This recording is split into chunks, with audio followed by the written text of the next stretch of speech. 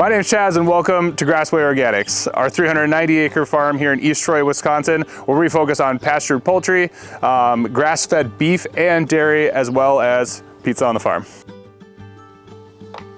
All right, welcome to Grassway. This is our Swing 16 milking parlor, built in 1999. Pretty simple concept, extremely efficient. So the cows will come in, and their butts will go on this wavy line. We wash the cows, test the cows, and then put the units on. We milk 16 on one side, swing it over and milk another 16. So because of our business, we do usually milk with 3 people, sometimes 4 during calving, but with cleanup, it takes anywhere between 45 minutes and an hour, give or take. Our winter housing as well as our babies are coming up. In 2021, we ended up putting solar onto our loafing shed. The solar offsets our farm store, our pizza business, as well as our 2 walk-in freezers and milking barn. So works out very well. In the wintertime, we are 100% grass-fed, so we don't feed grain ever. But that being said, we can't graze in the winter when it gets really, really cold. So the cows will be in what's called a loafing shed, or referred to as a loafing shed, where we bed every single day with whatever organic bedding we can get. We really like to use straw. Sometimes you have to use corn stalks, depending on where they're at with growing grains. Here are our young stock.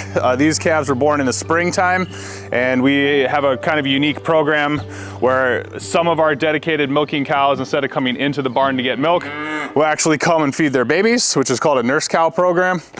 You can tell they seem super stressed out right now. They seem extremely happy. So you can actually walk out the back. There's a pasture for them that they go, which is like a training pen. And then once they're trained to the fence, then you will usually wean around 9 months, give or take, depending on who's who. We're at a unique time because we are a seasonal farm. So we calve in the spring and we calve in the fall. So I have about 50 cows that are gonna calve here, like starting any day. And for about 6 weeks we'll calve, and then we'll be done until the springtime. So all the cows that are in this end pen, we like to monitor them, and we like to have calves somewhat close by. So when they do calve, you know, we can assist if it's needed, which is generally rare, but then we can also monitor babies and get them into the barn right away. So these are our dry cows. We call them the dry cows. So hopefully within the next 6 weeks, we'll have somewhere around 45 to 50. But all our calves are named based on the year they're born. So from a distance, we know the F's when they're, or what age they're at. You know, right now we're on H's, so we know. So that's why if you see different color tags as well, then we can know from a distance who's who. Makes the grass grow, don't worry. And then headlocks here, this is where we feed the cows in the wintertime. Currently, we do offer dry hay for the cows. Coming into fall, once the hard freezes start killing off a lot of grasses and setting things dormant, usually the legumes will push off a lot more energy and a lot more nutrients than they're used to, which actually can cause what's called bloat. So in the fall, we usually have access to dry hay. When they're done milking, they'll have time to eat just to offset any stomach issues if bloat were to be a common issue. And a saying we have on the farm, a slice of hay bale a day keeps the vet away.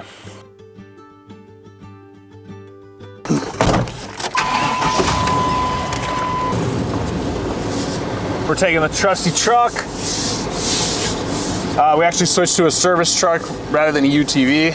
They actually seem to run better than UTVs, as well as every tool we have is on this truck.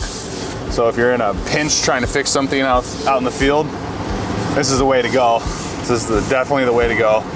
Old beat up farm trucks. We're driving out to our paddocks or our pastures.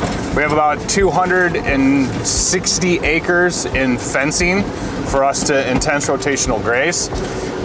We have one main trunk, which is what we're driving on now, which is a lane. This lane allows us access to pretty much anywhere on the farm. But because of the cost of gravel and everything, we usually have the one main path, which is the last part to the barn. And that's usually to help for hoof cleanliness as well as compaction. So we dedicate one area, and then once we get out to the fields where we really start to get travel a long distance from the barn, it usually comes back to dirt. Right now we're on a mission to go see the cows. We kicked them out this morning. And then we're gonna just check on them now to see how they're doing, which if you are interested as well, we have some YouTube channels that gets into specifically how we intense rotational graze. But today you'll see a good example of how we do that and how well the grass is still growing this time of year, which amazes all of us, honestly.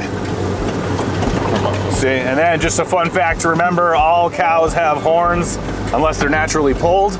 So no, we don't have a bunch of bulls in the field. Those are all our milk cows. And then most of them will have oxen knobs put on the top of the horns, just to make sure that protects us and each other from any puncturing, to where it would just be a blunt force. So let's go check them out. If you kind of see, we have temporary reels. One was set up here, one is set up here.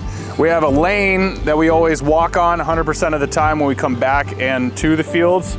But then if you pan out, you can see that our cows are stuck in one intense rotational spot.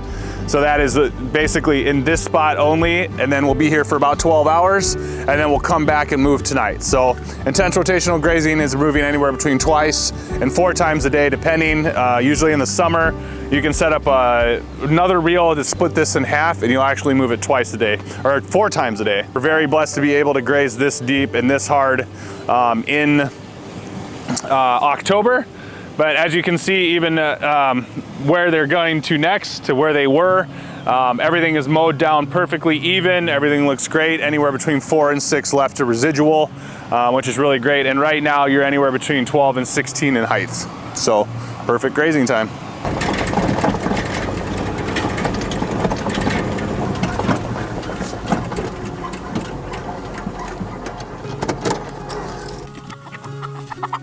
So now we're at our egg operation. Currently, we have about 600 egg layers, give or take.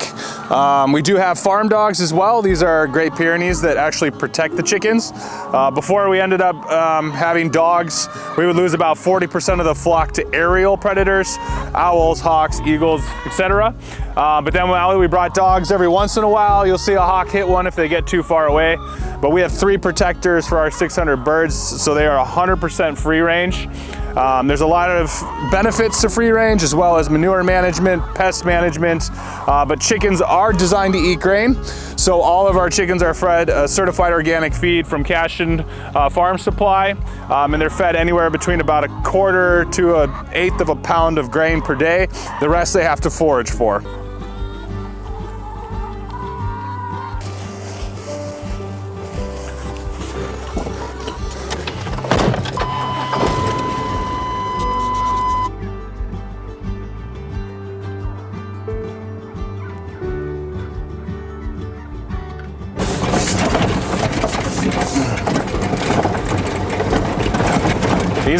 We're coming up on our Thanksgiving turkeys.